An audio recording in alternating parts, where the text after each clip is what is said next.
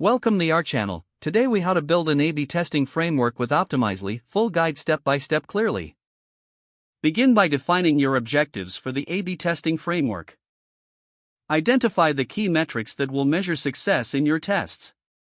Create a list of hypotheses based on user behavior or existing data. Select the pages or features you want to test in your experiments. Set up your Optimizely account if you haven't already done so. Navigate to the dashboard to start a new experiment. Choose the type of experiment you want to run, either A/B or multivariate. Input the URL of the page you wish to test. Use the visual editor to create variations of your original page. Adjust elements such as text, images, or layouts to develop your new versions. Set up the audience targeting for your experiment. Decide whether you want to target all visitors or a specific segment. Configure the experiment settings, including the sample size and duration. Implement your tracking metrics to monitor user interactions. Double-check that you have correctly set up your variations. Preview the changes to ensure everything appears as intended. Launch your A/B test and monitor the progress regularly.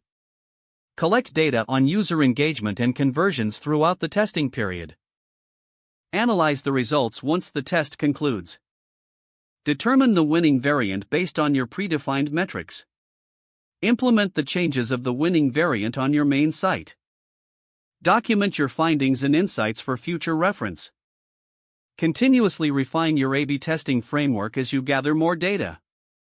If the page does not load, refresh the browser or try again in a private or incognito window.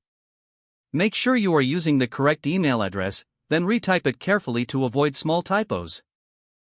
If your password is not accepted, use the reset option and create a new strong password you can remember. Check your spam folder for verification or security emails, then complete any requested confirmation steps.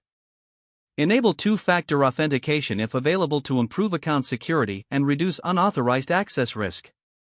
Don't forget to like this video and subscribe to our channel for more step-by-step tech guides.